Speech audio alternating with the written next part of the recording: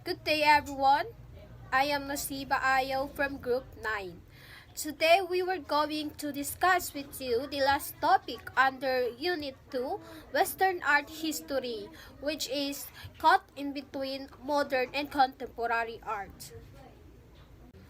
And for our learning objectives, by the end of the lesson, the students must be able to first differentiate modern and contemporary art. Second, show the interrelated of modern and contemporary art. Third, isolate and discuss significant historical events that inform and inspired the different movements under contemporary art. And for the last, classify specific artworks into the different movements under contemporary art. So before we start our topic, let me first introduce to you about our topic. This history of art is one of the most difficult tasks to pin down. As what previous chapters have shown, significant ideas, canons and tradition, preferences and dominance of styles, media, and mode of production were definitive characteristic in this segment art history into identifiable periods and movements. Identifiable but not necessarily precise. So yes, I am agree with that statement, no, that the history of art is one of the most difficult tasks to pin down. Bakit kaya?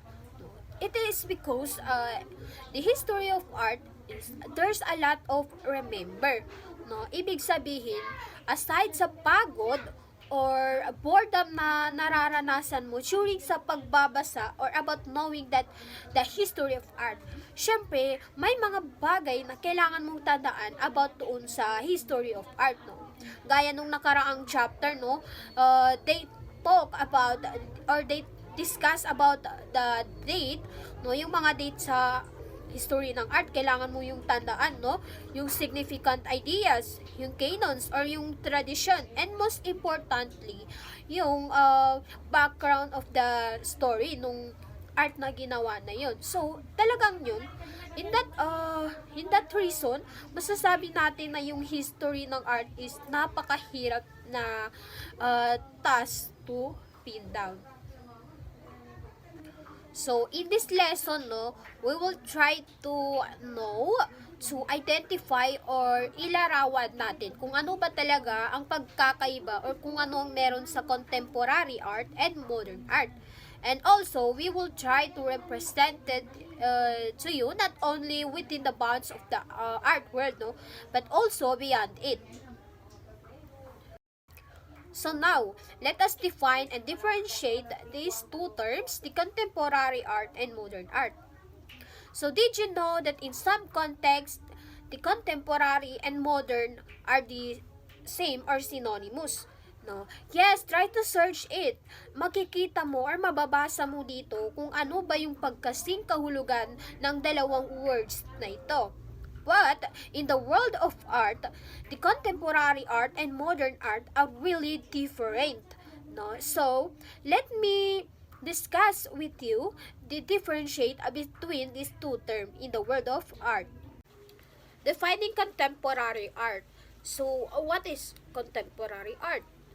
The term contemporary seems simple and straightforward enough to define. The complexity of defining the term is attributed to the fact that people have dissenting views on the interpretation of the present or the now. Means these are often ideas that follow the word contemporary. So, ibig sabihin, contemporary simple means is the art of today.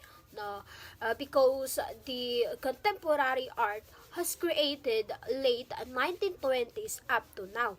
So it means contemporary art is something that has created before, but until now is nag-exist pa din siya and is still developing.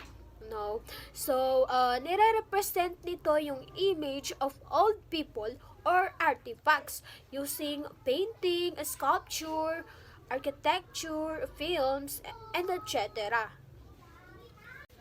So the example of contemporary art is in the figure 16, Museum of Contemporary Art, Chicago. So, the Museum of Contemporary Art Chicago is one of the world's foremost contemporary art museums. It was established in 1967 and has grown to house a collection of 2,500 works of art that date from 1920s up to today. These include paintings, photographs, sculptures, videos, and films. The museum also features a theater where various kinds of performances take place and offers changing exhibition throughout the year. So, ibig sabihin, yung Museum of Contemporary Art Chicago or MCA ay itinatag noong 1967 and very popular siya kasi world of largest contemporary art museum na kung saan yung mga collection niya is nasa 2,500 works of art, no, and also they have the books of artists which is nasa 3,000 books na sila, no. So ibig sabihin, masasabi natin na yung MCA is or yung museum sa Chicago is an example of contemporary art, no? Kasi yung mga collection nila is still existing and developing, no? Kasi 'di ba, if you were watching some vlogs, 'di ba, yung ibang vlogger is sinishare nila, vlog nila yung about sa MCA. So, by that, in that way, talagang masasabi natin na contemporary art siya kasi nag-exist pa rin yung museum na yun. No? Also, yung MCA din is nag-feature din sila ng teatro, no? Na kung saan yung mga various performance ay ginagawa doon. So, the main goal or mission ng MCA na ito is paunlarin pa yung mga collection sa contemporary art. So another example is in the figure 17, Institute of Contemporary Art, London. So the Institute of Contemporary Art in London, which was founded in 1947, includes in its mandate the promotion of art that came to be from that year onwards. Also, the Institute of Contemporary Arts or ICA is an artistic and cultural center on the Mall in London, just off Trafalgar Square. Located within Nash House, part of Carlton House Terrace, near the Duke of York Steps and Admiralty Arch. The ICA contains galleries, a theater, 2 cinemas, a bookshop, and a bar. So, ang ICA naman ay itinatag din siya noong 1967. But, later on is inilipat siya in the center of the mall inside Nash House noong 1968. And so, ang ICA, ang nilalaman nito is mga galleries, meron din silang 2 cinemas, exhibition space na kung saan yung space na yun is ginagamit yon upang doon mag-debate yung mga artists, scientists, and also even yung mga writers of somewhat restrictive Royal Academy, no? And meron din silang teatro, bookshop, and also a small bar. Clearly, the timeline is a bit skewed if the assumption is that contemporary art started decades later. So, for the new Museum of Contemporary Art in New York, its starting point is dated at 1977, while Tate framed contemporarity in a 10-year rolling basis and was placed under the bounds of their Museum of Contemporary Art. So, ang New Museum of Contemporary Art ay tinaga ni Marcia Tucker noong 1977. No, isa siyang museum sa New York sa 235 Bowery sa Lower East Side ng Manhattan. No, ibig sabihin, original siyang binuksan sa isang space sa Graduate Center na noon, yung Graduate Center na yun is pinangalanan siya noong New School for Social Research sa 65 Fifth Avenue. No, nananatili yung New Museum Contemporary Art in New York na yun, ng bagong museum, no? Hanggang sa 1983. Pero, nung umupa na ito is lumipat sila sa unang dalawa at kalahating palapag ng Astor Building sa 583 Broadway sa Soho neighborhood.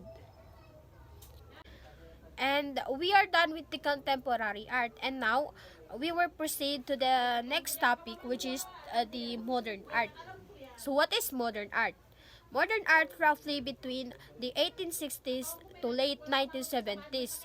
They celebrated the novel opportunities in art, from the materials to its manipulation and ways of seeing and thinking about art. This period saw the heavy mass production of goods, along with the encouraging environment made possible by industrialization, new technology, urbanization, and rise of commercially defined culture. There was also a palpable secularization of society, interest in nature, and primacy of the self and individuality. It means yung modern art refer to an era that has passed, which is nasa 1860s and 1970s eras. Yeah. So during the modern art era is hindi basta-basta yung art na nire-reflect nila, kasi nire-reflect din nila also yung pamumuhay ng paraan ng pamumuhay ng tao in that modern era, no? Ibig sabihin yung mga fashion, yung music, and yung mga culture nila, siyempre pinaperson din nila yung ginagawa nilang imposible sa environment, no? Ibig sabihin ay itong modern era na talaga ito is talagang yung ginagawa nilang art is very meaningful. So, also, during the modern era, may mga styles na na-develop, no? Include na dun yung Impressionism, Fauvism, Cubism, Expressionism, Surrealism, Pop art, Op art, Art Nouveau, and also the Art Deco. So, effectively, this period can be traced in from 1970s to the present. So, there is a reason behind this cut off, no? So, bakit kaya, no? Bakit may a reason for this cut off, no? So, the cut off has hinged into two reasons. No, the first one is the 1970s saw the emergence of postmodernism. The effects was a clue that whatever followed was segregated from its precursor. No, the second one is the 1970s saw the decline of the clearer identified artistic movements. No, ibig sabihin, we need for this a reason we need to put cut off, no, to differentiate or segregate these two eras, no, kasi iba-iba kasi yung mga contribution nito sa atin, no. So that is the reason why we need to put the cut off and to easily identify these two terms. So let's proceed in social context in between modern and contemporary art. Contemporary art was heavily driven by ideas and theories, and even the blurring of notions of what is and can be considered as art. With the involvement of television, photography, cinema, digital technology, performance, and even objects of the everyday. So, in social context, no, yung contemporary art ay talagang hinimok siya by ideas and theories, and even in the blurring of notions, no, of what ay maaari din siyang i-consider na art.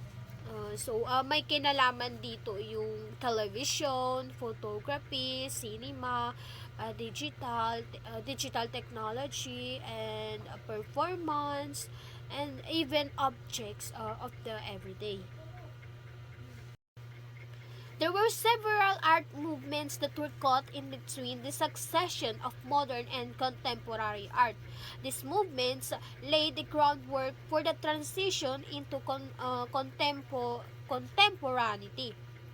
Willing after the war, one of the early movements was abstract expressionism, early 1940s to mid 1960s, which took the basic tenets of abstraction and combined with it gestural techniques, mark making, and a rouge spontaneity in its visual articulation.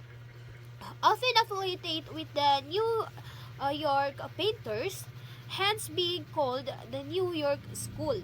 Some of them include Clifford Steele, Jackson Pollock, William de Kooning, Barnett Newman, and Mark Rothko, who were committed to creating abstract works that had the ability to convey and elicit emotion, especially those residing in the subconscious. So in the abstract expressionism, no, when we say spontaneity is the naturalness of the artwork, no. And as you can see in the screen, no, makikita mo dito yung mga individuals or artists that has connection to the abstract expressionism, no. So we have here Clifford Steele, Jackson Pollock, William de Kooning, Barnett Newman, and the last one, the Mark Rothko. So in abstract expressionism, there are two major styles emerged from this: the action painting and color fields. So when we say action painting, underscore the process of creation in that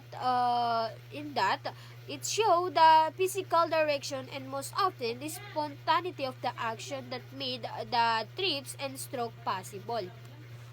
So, ibig sabihin, no, yung action painting is a style of abstract expressionism, no? Kung saan, yung way na paggawa niya ng paint is itinatapon or ibinubuhos lang sa canvas, no? So, ibig sabihin that engage more of the body than traditional easel painting. So when we say color fields on the other hand emphasize the emotional power of colors, from the vivid demarcations to the more toned down transitions. These bands of color were act to the effect of landscapes, no?